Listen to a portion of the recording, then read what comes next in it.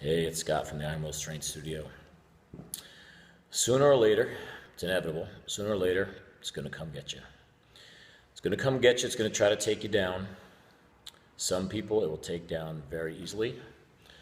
Other people it will take down for a little while and they'll get back up.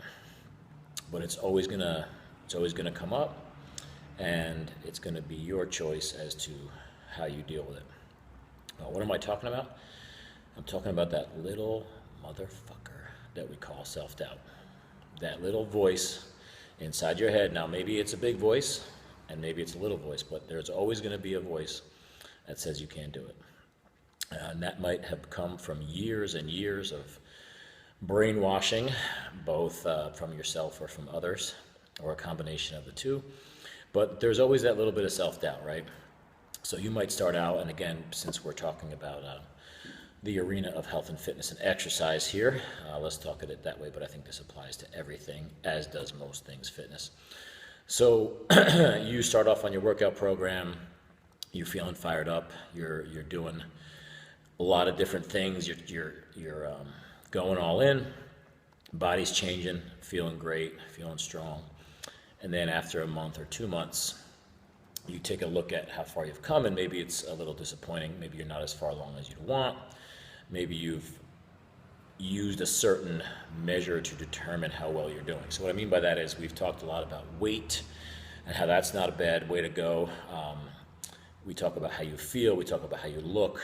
Those things will change to varying degrees at varying speeds for each individual, right? So what I mean by that is most people will feel better very quickly after starting a workout program, particularly a properly designed strength program.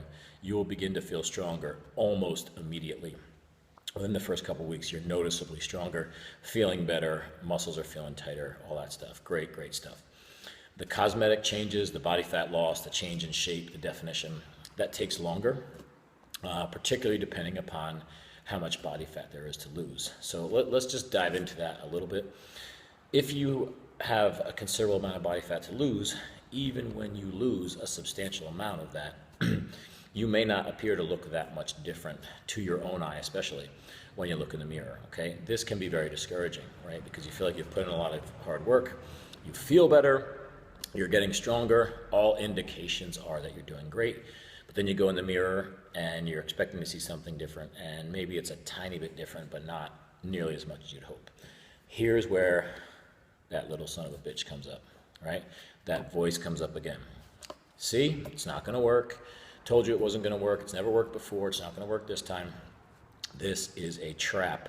Many, many people fall into this trap, okay? This is where we separate the men from the boys, as they say. This is where most people will bail, okay? Because here is where you have a decision, right? You have a decision to take that little guy on and take further action and dive in harder. So whatever you've been doing, do it more, do it better, do it harder. If it's about changing your eating habits, your lifestyle habits, your workouts, this is the time where successful people who are going to make it, will push harder, okay? When we reach that difficult point, the challenging point, the weak will bail out, okay? And then after giving up, of course, they're not going to succeed, and they're going to look back and say it didn't work for me.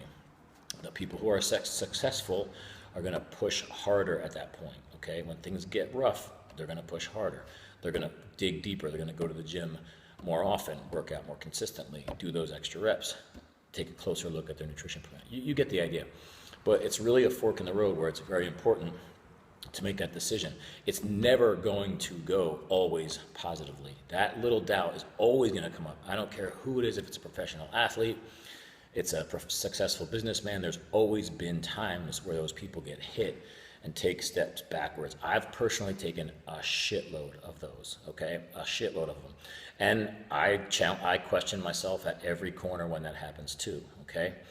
I've been fortunate enough to surround myself with people who I've listened to and believed in, that taught me to push through, and I would encourage you to do the same. So when that self-doubt starts to come up, that is not the sign to work out less or give a shit less about what you're eating. That is a sign that you got to step it up a notch and go, okay? Lots of people, apologize for the technical difficulties, will use that first moment of failure, let's call it failure or setback, to totally change course, lose their mojo, and bail. And if we talk to those people, they'll find out this has been a pattern, right? They have gotten started on something all gung-ho and then bailed after a month or 2 months or 3 months. Well, a month or 2 months or 3 months of any big thing, okay, is not a long time. That is not a long time. So if you are seeing even minimal improvements after a month or 2 months, and you have indicators that you're going in the right direction, you're feeling better, you've been talking every day about how much better you feel, you're seeing that you're getting stronger, it's working.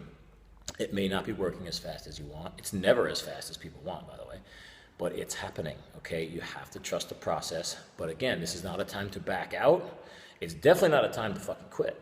It's definitely not a time to back up and slow down. This is a time to get on the gas, okay? You have to go harder and go better at this point, okay? The trick is when that little guy comes up, this is where you fail. This is where you have failed in the past. This is where you will fail again if you give in, okay? At this point, you got to stay the course, okay? If you are following a program that has been showing signs of working, now granted, we've talked before, you might be on a program that sucks and it's not working. You don't feel any better. You don't look any better. You're not any stronger. You need a new program, okay? But I'm talking about one that has been working. You've been feeling great, but now you're discouraged because you got on the scale, because you looked in the mirror, because something gave you one not so great indicator. Don't fall for that shit. You got to remember that you've been feeling great. You've been doing great. You're making progress. One last moment. This stuff, there's not a human being that working out and eating properly does not work for, okay? Let me emphasize that. There is not a person that it doesn't work for, okay? There's people all over the place that think, I tried it, didn't work. Oh, that doesn't work for me. Bullshit.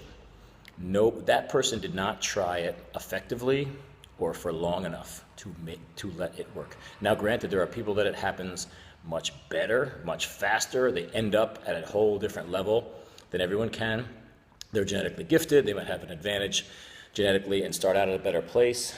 Not everybody has that. People will be at a genetic disadvantage occasionally, but we give way too much credit to that and not enough credit to hard work and dedication and staying in there and not bailing. Okay? Have a good day.